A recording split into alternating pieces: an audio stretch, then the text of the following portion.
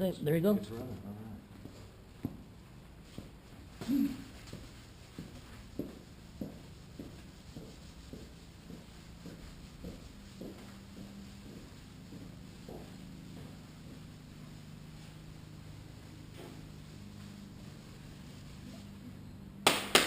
all right. All right, y'all. It's Kevin Lacey here from a TV show, Airplane Repo on Discovery Channel. Right now what you got me doing here is some repairs to the Stinson here that, to the side of the fuselage. It encountered some battle damage last summer at one of the last air shows. Actually, it was last fall. And in case you don't know about the Stinson, the aircraft is covered with fabric. And the fabric on this particular aircraft now is a polyfiber. It's a process with a vinyl-based type of a fabric, and it is a fabric. It really is. The old days they covered them with cotton, grade A cotton, and what have you. This is the fabric right here. The airplane had 5 holes in the side of it, and in order to fix the holes, I have to sand the paint all the way down to the bare fabric, the underlying original coat. Give myself 2 inches on either side of the damage area, and then fabricate a repair, make a patch out of the same fabric using original fabric, a pair of pinking shears that really do a nice job. Look at this. Make a nice little pink cut right here.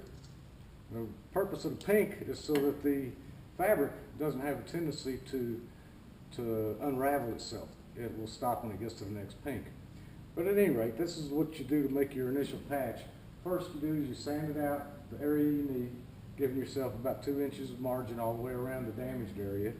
Fabricate a patch by cutting up some raw materials. Get your patch all situated. This handy dandy glue here called Polytack.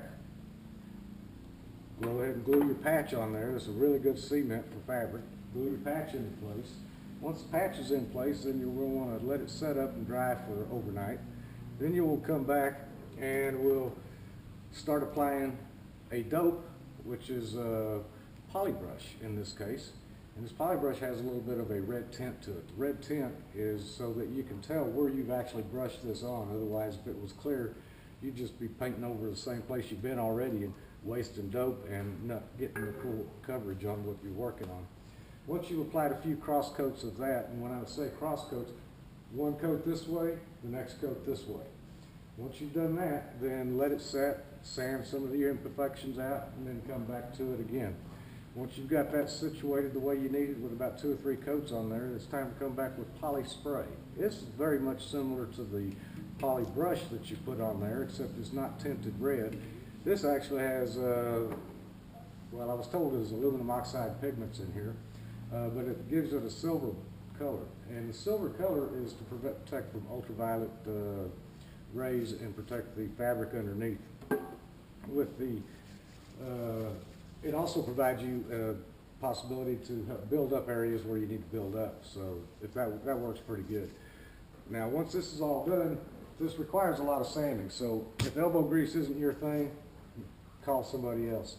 We were going to have somebody else do the job here, but due to the climate, the weather conditions, their projects that were in their shop were real slow to get out. And when I say their projects were slow to get out, this stuff is temperature and humidity sensitive. We had a pretty cold winter, in case Al Gore wasn't aware of that.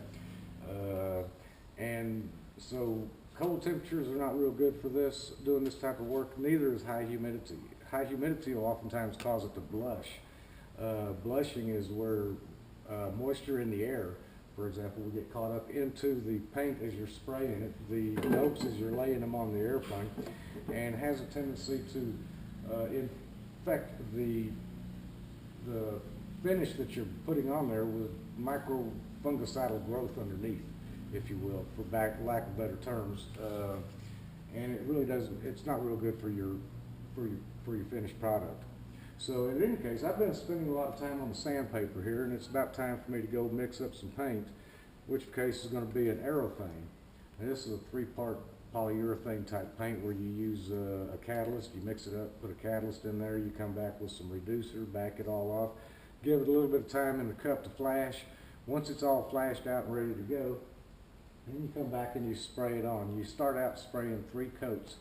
Well, you start out spraying a light tack coat, lay that tack coat down, and you come back after about 15 minutes and lay another coat a little wetter, and then the final coat comes in at full tilt boogie, and you blow it on there. You're giving it about 15-20 minutes between each shot. With any luck, we'll have a really nice looking finish on the side of the airplane. Once I'm done with the blue, I will peel off a lot of the other paint on here, or a lot of the other tape on here, and then I'll come back and lay out the yellow stripes on here.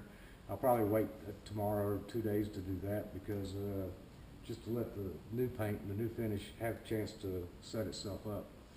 So at any rate, with all that said and done, I think the sanding is all done. The airplane's ready to go. I'm going to start painting. So if you give me a few minutes, I'll come and turn this back on just about the time it's ready to go.